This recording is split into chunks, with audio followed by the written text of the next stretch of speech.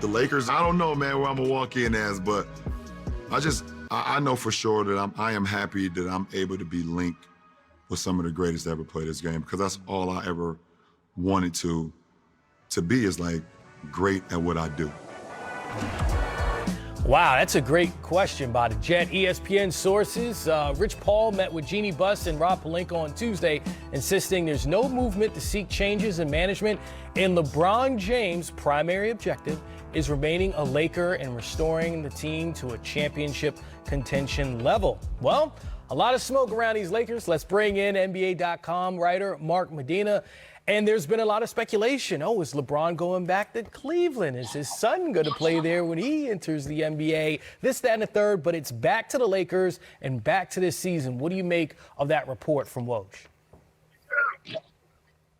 Well, I think the meeting was productive, and it was a way to try to, mend fences and talk things out, because, I think there's frustration from both sides where, I think LeBron James didn't take kindly to, Rob Pelinka suggesting that he was in alignment with the fact that they didn't make any moves prior to the trade deadline. And then, LeBron James said what he said, first in his press conference, praising Sam Presti unprompted from the Oklahoma City Thunder front office, and then telling The Athletic that the window hasn't shut on a possible return once again to the Cleveland Cavaliers. So I think that, they wanted to address that, but I think stress moving forward that for whatever disagreements that LeBron James has, he's always about being committed and, staying in the moment. And what the moment is trying to rectify this Lakers season and try to make the best of it. And in fairness to LeBron, he's done that, posting amazing numbers at age 37 for this 19th season, but the roster is flawed. So, LeBron, I think, is going to try to do his part within his control to make the best of those circumstances. Give us some insight into that locker room and that mindset when Anthony Davis went down, right? Because like you said, LeBron averaging 29 points per game, and it seemed like, oh, things aren't right. But with Anthony Davis coming back, there's still hope, there's still thought for this season. Have they, as an organization, as a group, essentially given up on this year? I don't think the Lakers would ever necessarily give up, but I think that there's been times during these rough stretches where they conceded, it's probably not realistic to think of themselves as one of the elite teams. And I thought it was telling that after the trade deadline, Rob Pelinka was talking about his optimism that the Lakers could make a strong playoff push this season. That's much different than contending for a championship, which is usually the gold standard with the Lakers. As it pertains to Anthony Davis, I think, to a man, obviously, they're devastated because AD is one of their key focal points. He's had a lot of great chemistry with LeBron James. And unfortunately, this is something that they've become accustomed to with having so many overlapping injuries, both of their star and role players. But that being said, whether Anthony Davis is on the floor or not, the Lakers are a flawed team. Their best case scenario is second round at best. But that has to require that everyone's hitting on all cylinders. And when you're looking at AD, they say 4 weeks out. He knocked down 1 week during the All-Star break, but that's just for his reevaluation period. There still might be some additional time that he'll need to practice before getting into a game. So, the Lakers have their hands full with trying to make the best without him. And what's the situation with Russell Westbrook? I mean, we saw it. Everyone has eyes right before the All-Star break. The body language between him, LeBron, Anthony Davis, what's their relationship like right now? I think their relationship for the most part has been strong. I think it's more about what Russell Westbrook's relationship has been with Frank Vogel, because he has certainly been frustrated during those times when he had sat in crunch time. And, each time that he sat, maybe the Lakers didn't win those games, but it was a product of Russell Westbrook not playing at his best. In fairness to Russ, he has played better these last 2 games before the All-Star break. If you look at his total career, he historically plays better after the All-Star break, but this is a unique team that he has been on. And while I wouldn't put the sole blame on Russell Westbrook for the Lakers' ills, it's a bad roster, there's a lot of injuries, I don't think he's done his part to adapt his game. He knew what he would be signing up for playing besides LeBron James and Anthony Davis and having to sacrifice. And I don't think that he's shown not only the willingness to do it, but the capability of doing it on a consistent basis. Lakers and Clippers playing tonight, and as it's been all season, we talk about the Lakers so much, and they're the Clippers just continuing to be right there without Paul George and Kawhi Leonard. What's the timeline on those two guys coming back? Because the Clippers, they are ahead of the Lakers in the standings, and they look like they could make a move, maybe a spot or two, trying to catch the Timberwolves in the Western Conference. What's latest on Paul George and possibly Kawhi Leonard playing in the postseason?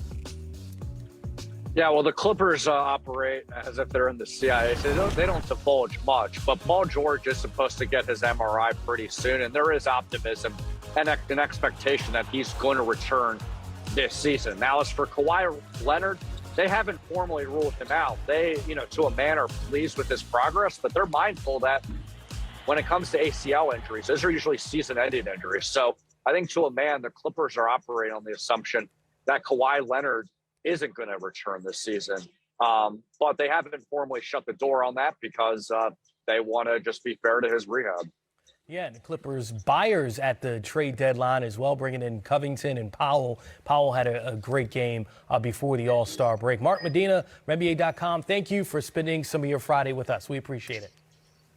Hey, thanks for having me. Next 6 games for the Los Angeles Lakers. It's not easy because the Pelicans, C.J. McCollum, has instantly made them a juggernaut offensively, at least. Dallas Mavericks and Luka playing at a high level. Then it's the Clippers, Golden State Warriors, San Antonio Spurs, and, well, the Houston Rockets. So when you see that, Stan Van, and you think about the Lakers this time period, what do you think about them and their push to try to make the postseason? Well, they're going to be a play-in team, okay? So what does that mean? If everything goes well in the play-in, they get either the 7th or 8th spot. See, they're not going to win a round, or at least that's not their limit, because to win a round, they're going to have to beat Phoenix or Golden State in the playoffs. If they can beat Phoenix or Golden State, then they can beat anybody and contend. So to me, they're either out in the play-in, or they're in the playoffs like they were last year and out in one round, or they have a chance to win. I don't think they're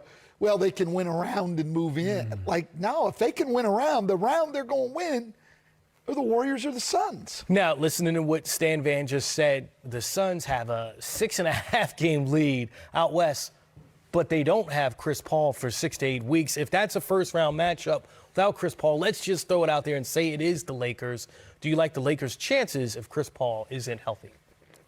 Well, yeah, they have much better chance if Chris Paul is not there. But I still give a slight edge to the Phoenix Suns without Chris Paul. I like the pickup of Aaron Holiday, and I love that they have Peyton, and I love Devin Booker, who can still play a little point guard. There's not a lot of traditional point guards. Chris Paul is unique, makes everything easy, but this still is a good team without Chris Paul. I mean, the Los Angeles Lakers, everything has to be clicking for me for them to beat one of those high seeds, even without Chris Paul. Yes, could they? But I still, if I'm leaning and have to make a prediction, I still lean toward the Phoenix Suns beating the Lakers. Stan Van, what do you make of this whole meeting between the Lakers brass and Clutch Sports and LeBron and the report that, he's willing to go back to Cleveland, but saying, hey, right now, I'm thinking championship in L.A.? I don't put any stock in anything, to be quite honest. I mean, those kind of meetings go on all the time. Everybody publicly is going to say what they should say. So I don't think we have any idea, what his long-range plans are.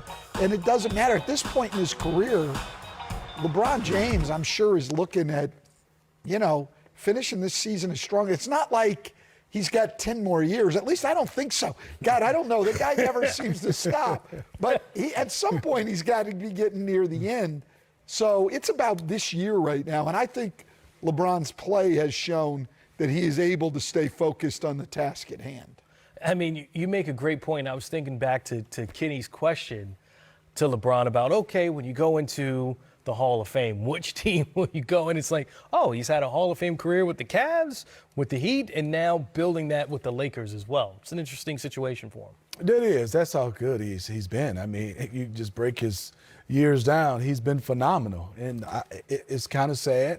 It's one of his better years at the age he's playing. And I just think right now his jump shot has gotten so much better. And he's comfortable taking it. He's made shots before, but he hasn't been comfortable. I mean, down on the block right now, it feels like a smooth transition.